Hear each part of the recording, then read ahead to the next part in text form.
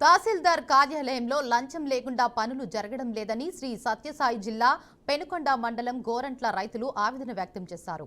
పాస్బుక్లు 1B రికార్డుల కోసం కార్యాలయం చుట్టూ తిరుగుతున్నా అధికారులు పట్టించుకోవడం లేదని కలెక్టర్కు ఫిర్యాదు చేశారు. పాస్బుక్ జారీకి లక్షల రూపాయలు డిమాండ్ చేస్తుండగా నకిలీ పట్టాలు సృష్టించే వేరే వారి పేర్లకు భూములు నమోదవుతున్నాయని ఆరోపించారు. అధికారులు తగిన చర్యలు తీసుకోవాలని రైతులు కోరుతున్నారు. వదిలేసి 2 లక్షల భూమి ఇస్తే చేస్తానంటాడు. మాకు భూమే లేదు. భూమి ఆడితే ఇచ్చినాను నేను. ఇప్పుడు ఎండాట్మెంట్ ఇచ్చేసినాడు. కోర్టు బొందన్నా సంబంధం లేదన్నా. అదేం చేసినాడు? నాకు అప్పు లేదని ఇచ్చినాడు. ఎవరిని అడిగినాడు? డైరెక్ట్ ఏం అడిగినాడు ఆయన? భూమి అడిగినాడు. భూమి ఎంత అడిగినాడు? మొత్తం భూమి అంతా 26 ఎకరాలు. దాంట్లో అర్థం రాదు. నాకు 2 ఎకరాలు అడుగుతాడంట. 2 ఎకరాల భూమి గవర్నమెంట్ ఎంఆర్ఓ ఇంతవరకు చేస్తానని పాస్బుక్ వదిలేసి 2 లక్షల భూమి ఇస్తే చేస్తానంటాడు. మాకు భూమే లేదు. భూమి ఆడితే ఇచ్చినాను నేను. ఇప్పుడు ఎండాట్మెంట్ ఇచ్చేసినాడు. కోర్టు బొందన్నా గ్రామం గోరంట్ల మండలం సార్. మరి ఎంఆర్ఓ గారు పాస్బుక్ చేయమంటే చేయలేదు సార్. ఏ ఎంఆర్ఓ? మాధ్య ప్రసాద్ సార్. మనకి చేయమంటే చేయలేదు.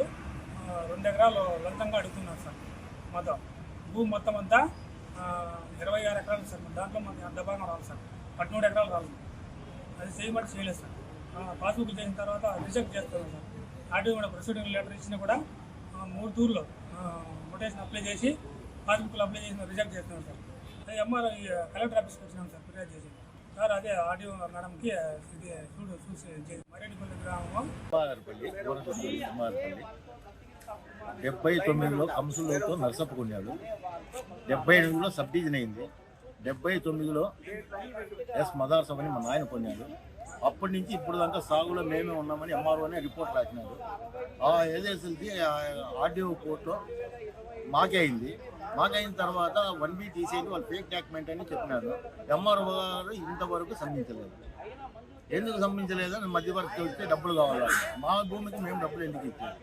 ఉద్యోగం చేయమని డబ్బులు ఎందుకు మేము? మా భూమి మాకు అక్కడ పోతే కానీ మాకు కేసులు పెడతాము అంటారు. భయపడిస్తారు. మేము అందుకే పెద్ద ఉద్యోగస్తులతో ఎందుకని మేము పోలాక భయపడి మేము భయంతలో ఉంటాము. కూసాలు పగలు కొట్టిస్తారు. 79లో కంసులతో నర్సప్ప కొన్నాడు. 78 గోరంట్ల మండలం సత్యసాయి జిల్లా. మా నాన్నగారు 1962వ సంవత్సరము మరియు 1964వ సంవత్సరంలో దాదాపు 5 ఎకరాల 18 సెంట్లు ఆస్తిని కొనుగోలు చేశాడు. కొనుగోలు చేసిన తర్వాత 63 సంవత్సరాలుగా సాగులో మేమే ఉన్నా కూడా ఈ గోరంట్ల ఎంఆర్ఓ గారు మాకు తెలియకోకుండా ఎలాంటి నోటీసులు ఇవ్వకోకుండా అడ్డుగోలుగా అక్రమంగా షేక్ జమ్రుద్ బి వైఫ్ ఆఫ్ మౌలా సాబ్ అనే ఆమెకు ఏకంగా పట్టాదారు పాస్బుక్ మంజూరు చేశారు. ఆ విషయం గమనించిన మేము సార్ మా దగ్గర డాక్యుమెంట్స్ ఉన్నాయి, మా డాక్యుమెంట్ పరిశీలించండి అని చెప్తే అతను వెంటనే స్పందించి అన్సెటిల్గా గుర్తించేసి దాన్ని క్యాన్సిల్ చేసింది.